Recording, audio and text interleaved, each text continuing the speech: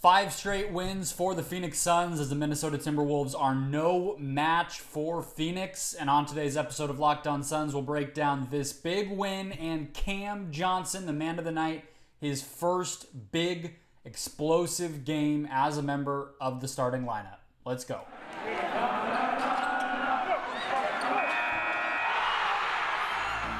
You are Locked On Suns, your daily Phoenix Suns podcast.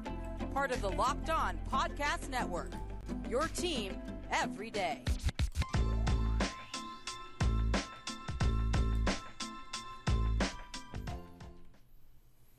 We are back. This is Locked On Phoenix Suns. We are part of the Locked On Podcast Network, and I'm your host, Brendon Kleen, a credentialed media member covering the Suns for the past 6 seasons and a writer at Suns.com and Dime Magazine. Thank you all for making Locked On Suns your first listen here on this Tuesday night, Wednesday morning. It is a winning day no matter what time you are listening. Welcome. Again, thank you for making Locked On Suns your first listen. We are everywhere, YouTube, Google, Apple, Spotify, wherever you listen, wherever you watch, we are there. Hit follow, hit subscribe. Do not miss a show in your feed. If you're on YouTube, drop a comment below with your thoughts, your take on this game. I'm going to expand this to YouTube. You can go at Locked On PHX Suns on Twitter, where after every game this regular season, we do our game take in 7 words or less. We're going to transport that over to YouTube. So in the comments down below, drop me your take on this win over the Minnesota Timberwolves in 7 words or less. Obviously, an ode to the Steve Nash days there with the 7 or less. In this case, 7 words. Today's show, guys, brought to you by BetOnline. BetOnline has you covered this season with more props, odds, and lines than ever before. BetOnline, where the game starts. More from them later on in the show. The final score today, 116 to 107. I said slamming the door against Houston. I think that's an apt way to describe this one as well. The Wolves did make this game close. They cut it to 2, I believe, early in the fourth quarter, late in the third quarter when it was all benches. You look at the plus minus in the box score. The bench did not have its best night tonight for Phoenix. Fortunately, Minnesota's bench is not that incredible, and their starting lineup is looking even worse right now, and the Suns were able to take advantage of that. So I have a couple things I want to hit on. One good, one bad, and then our usual recap segments we'll rifle through at the end. The big story, the big positive from this game in a 9-point win is Cam Johnson. 29 points, 10 of 17 from the field, 7-11 from deep. 33 minutes played, which, knock on wood, is good to see for him. With the level of beating that he was sort of taking, playing up a position. I mean, not up a position. He's a 4 normally, but he's defending a center in Cat most of the night and being such a focal point on offense. We've seen games where that has resulted in injury. So he stays healthy. He's impactful. He helps close out the game with a couple big threes at the end. And one of the best nights of his career. One of the best games of his career. I think the Knicks game last season, that Friday night without Chris Paul, I believe no Devin Booker in that game as well. Probably has to still take the cake for his best game ever, but this might be number 2. I mean, he was relentless. He was clearly an emphasis in the game plan going in, but even, we all have faith that Cam can live up to that. He's a good player. He has chemistry with these teammates, but it's another thing to execute that. And so, a few things. I want to talk about the Cat side of it later on. But as it pertains specifically to Cam, I think a few things here. So the versatility of his game, I think, leads you to maybe believe that it's complicated what's happening, right? Like, well, he does a lot more than Jay Crowder. He can drive to the basket. He's slowly but surely improving on his mid-range game. He obviously not only has the ability to shoot threes, but he can move without the ball. He can shoot it from a bunch of different sort of angles, and his momentum can be going in different ways, and he's still going to be able to knock those shots down. That game, that performance, that production comes in a bunch of different ways, but I actually think, and this is something you can hear a little bit more on Monday's show, we talked about it more so as it relates to Cam Johnson, as it relates to Mikal Bridges, but I think the same can be said of Cam Johnson. What I actually think you're seeing with the Suns offense this season, when guys like Cam go off, when guys like Bridges go off to complement the backcourt that we already know is elite, is that it actually simplifies things. I was just watching back the highlights of Cam's scoring before I logged on here just to kind of refresh my memory.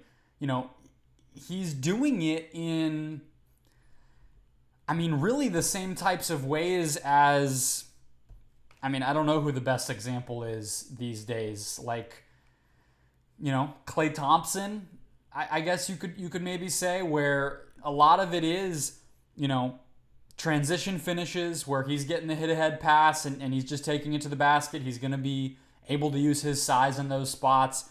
He's making a spot-up three. You know, obviously the degree of difficulty for him coming off screens, running around is always going to be a little higher than a catch-and-shoot three for maybe a Jay Crowder or somebody like that. But, you know, effectively that's a pretty rudimentary shot. And then, you know, maybe the occasional one-dribble pull-up mid-range jumper or a drive to the basket, attacking a closeout, some of these different things. But it's basic. It's simple. It's not reinventing the wheel. It's not putting the ball in Cam Johnson's hands, but yet at the end of the day, he's able to deliver and produce at a high level, right? Like, when you have the gravity and the attention and the IQ all wrapped up in players like Chris Paul and Devin Booker, where the defense is paying so much attention to them, they know how to beat that attention, and they have the teammates to do it, it really does start to simplify things. And so, yes, Cat was the guy who was picked on, which again we'll talk about to close out the show with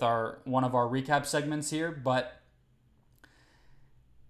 Cam is a cheat code, not because he can do so much more, which he can, but more so because he allows everybody else to have to do less, to have a release valve that can actually manipulate a defense, to have that fourth option, third, fourth option, maybe even some nights fifth option that has that level of skill and ability. It's easier.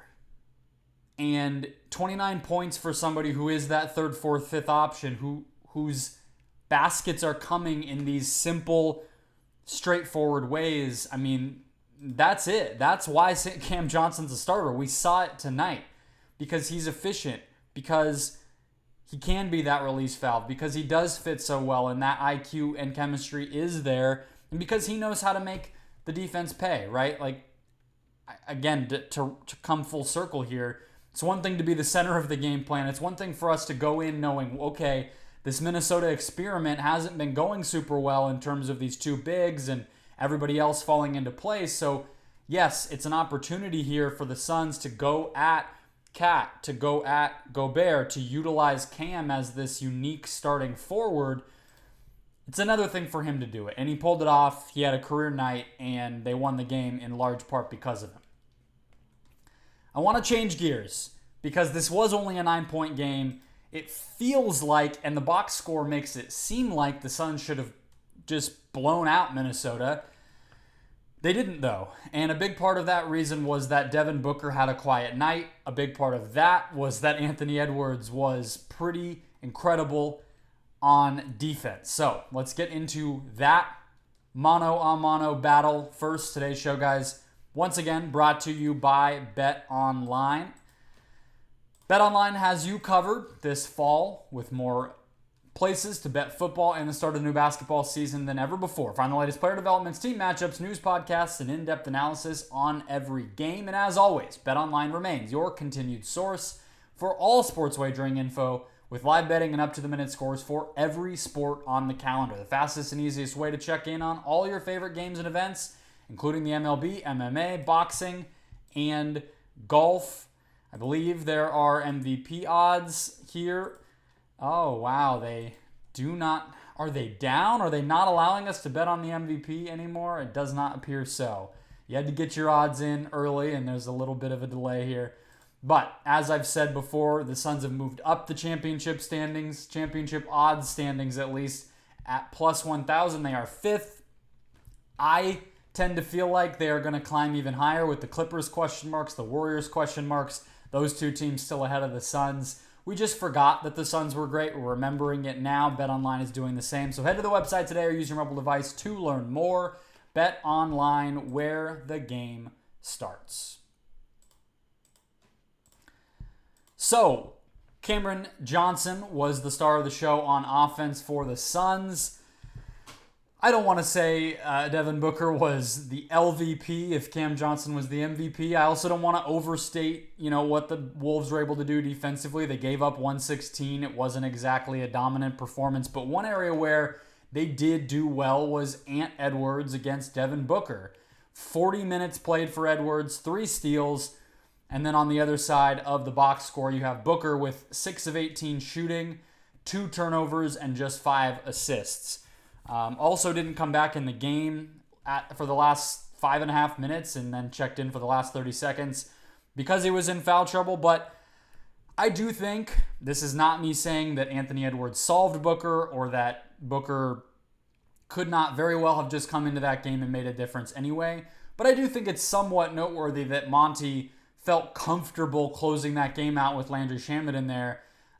Just knowing Book, it wasn't his night, right? Kind of similar to what we saw with Dallas against Dallas on opening night, where Chris Paul had just a bad game.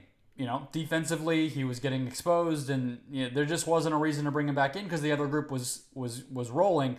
Booker, I get it, he had 5 fouls, but I think normally we would assume if it's a playoff game, if it's a big game, if Booker had been scoring well, but the foul trouble was the only problem, all these other things were going on, Booker probably checks back in after a couple minutes, if that, he maybe never even checks out, with those 5 fouls. So I think there's something to be said about Edwards. The way he played, the matchup problem that he presents. He's been a guy on both ends of the floor who the Suns have struggled with for his whole career, basically, especially last season and then this year, this game. And it's a few things. I think guarding him, if he gets it going, it's a nightmare no matter who you are. I mean, he did it against the Clippers in the play-in game. He did it against Memphis. Those are both 2 great teams. I mean, at their best, those are 2 wing-heavy, great teams that should be able to guard Edwards just as well as the Suns, and they didn't have an answer. So in that regard, his offense wasn't special tonight necessarily, and he's done it against everybody else. But when it comes to him guarding Booker, his defensive impact, I think it's a pretty interesting conversation. I mean, for a long time, I think the answer on Booker was if you can body him up, he's going to struggle, right? Dylan Brooks was an example of that, and Lou Dort was an example of that. I'm sure there's others that I'm forgetting. Those are the 2 that come to mind off the top of my head. And I think over the past 2 years, you've started to see Booker sort of solve that over time, right? And I think the way he's done that is getting even more deliberate with his game. That line from Jonathan Tjarks, formerly of The Ringer, that I've brought up a couple times on this show, where he does things going 70 that 70 miles per hour that other NBA players can't do going 90 miles an hour. I think that's a very good way to put it. And I think he's just leaned into that even more over the course of his career to have an answer against guys who could play him physically, where he's going to get to his spot in the mid-range. Or, maybe he actually is going to use some of that hesitation and misdirection where he will hit the gas and speed past you in transition, in the half court, in isolation, whatever it might be. He tends to have an answer for everybody. But I think something that Edwards is able to do that's unique here is do both, right? And this is what makes Edwards such a tantalizing player to watch going forward. I don't even want to call him a prospect anymore. He's, he might very well be an all-star this year if he can get it figured out. But as a player overall, he's athletic as crap, one of the most athletic people in the entire NBA. He has a legitimate wingspan. He's tall. If I saw him walk by me pregame courtside, I was sitting watching warmups. The dude is legitimately, 6'5", and he's strong, and he's filled out physically, and he's not even prime physical 25, 27 where his body's where it needs to be, and that's kind of crazy to think about too. But the bottom line is he can body Booker up the way that Brooks or Lou Dort or whatever example it might be in your head can do. But he can also stay with Booker with his length and athleticism. And so it just poses a problem for Booker where there's not really a good answer.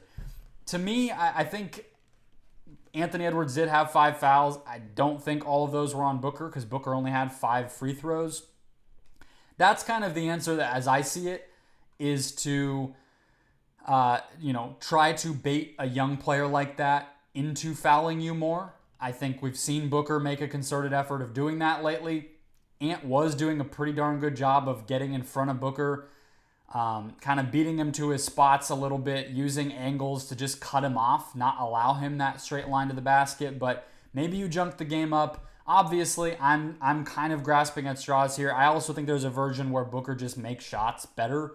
You can't really beat a pull-up three over the top of you, a mid-range jumper over the top of you, and we know Booker can do those things. We know he can create those shots and make those shots, and he just got out of rhythm tonight. Other guys had it going. They won the game anyway. But just going forward, it's interesting. This is a team the Suns might see. I'm a little iffy on if they get it figured out, but if nothing else, they're going to see them in the regular season every single year, and Ant isn't going anywhere. He's younger than Booker. He'll be there every season for the rest of Booker's career, and it at least provides this template that's kind of interesting to think about, where there's just not a lot of guys out there in the NBA that you look at and say, oh yeah, they kind of have a little bit of a read on Book where they can contain him, and it seems like Edwards is one of those guys right now. It doesn't mean I think the Wolves have some cheat code against the Suns. As I said before, it doesn't mean that I think Booker's been figured out or this is some fatal flaw. It's just to tuck it away. It's just a little nugget. Ant tends to guard Booker well. That's noteworthy. There's not a lot of guys you can say that about. Booker's been on an MVP caliber run to start the year, and he ran into something that he didn't have an answer for, at least for one night. So, Ant 1, Book 0 tonight, but obviously Suns 1, Wolves 0 in the column that really matters, which is wins and losses. We'll close things out, making fun of Cat a little bit, and we'll see what other segments we can dig our way through. First, again, today's show, guys, brought to you by My Solar Nerd. My Solar Nerd's mission is simple. You live in a sunny state like ours, it's pretty likely you've had people wandering up to your door offering you what they call free solar, but they're misleading. They're trying to just screw you over, get some money out of you. If you've considered solar but something felt off, you're going to love My Solar Nerd. That mission, as I said before, is to help you get the best solar system to fit your needs. The guys at MySolarNerd.com truly are local. They're based here in Arizona, and they understand the nuances of going solar here.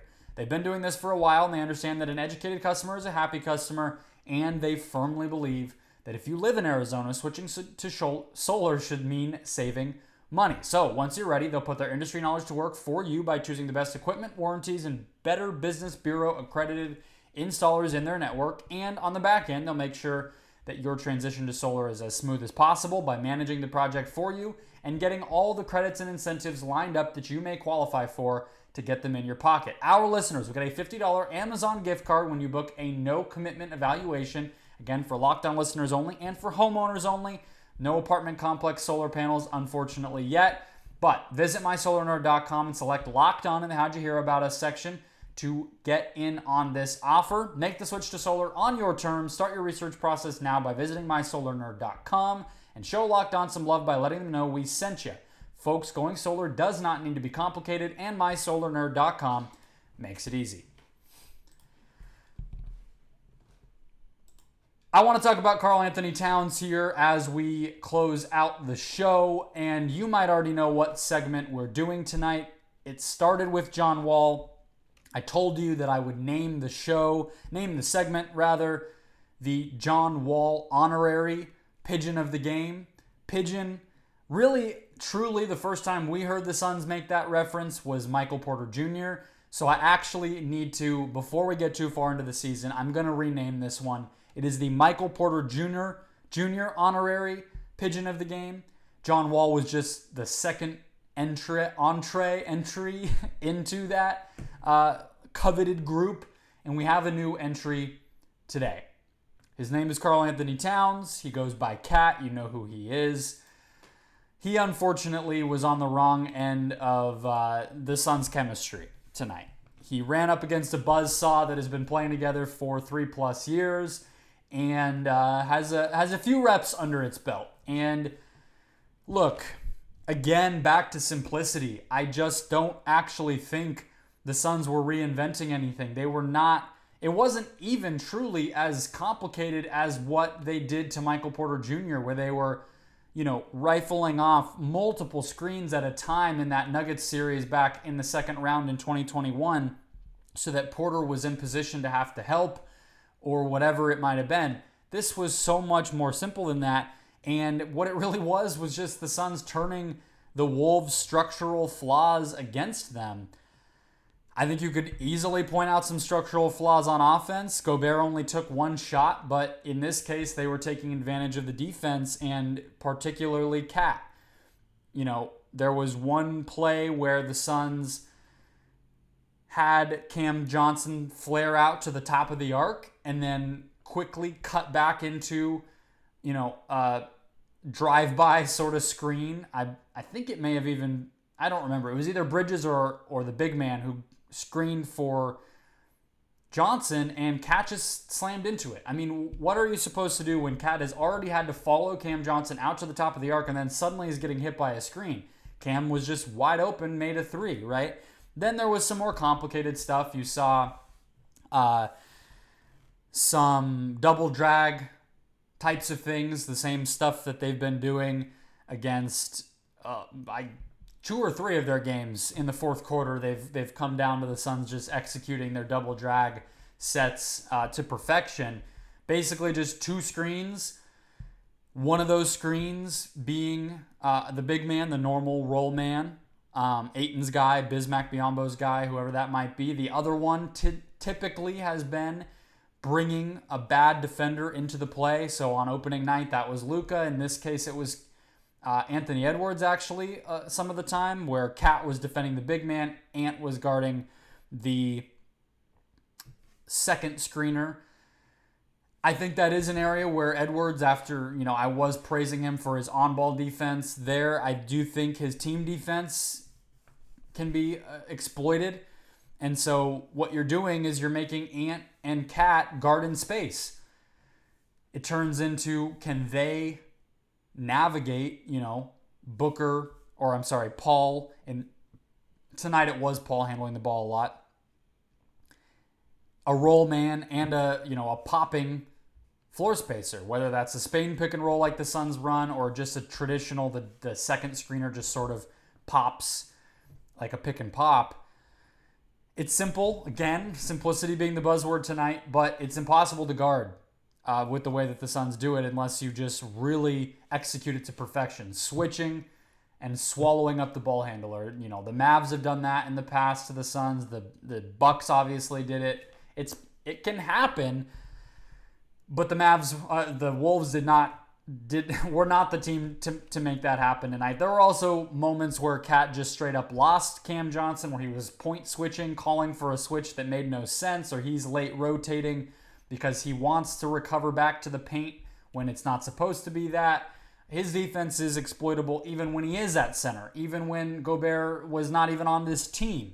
And so it's only doubly a problem for Minnesota when you have a guy like Cam Johnson who can exploit it and the Suns go at it, and he is having to navigate that all in space at the power forward spot. So, Cat, our second entry, we're not even 2 weeks into the season, second entry into the Michael Porter Jr.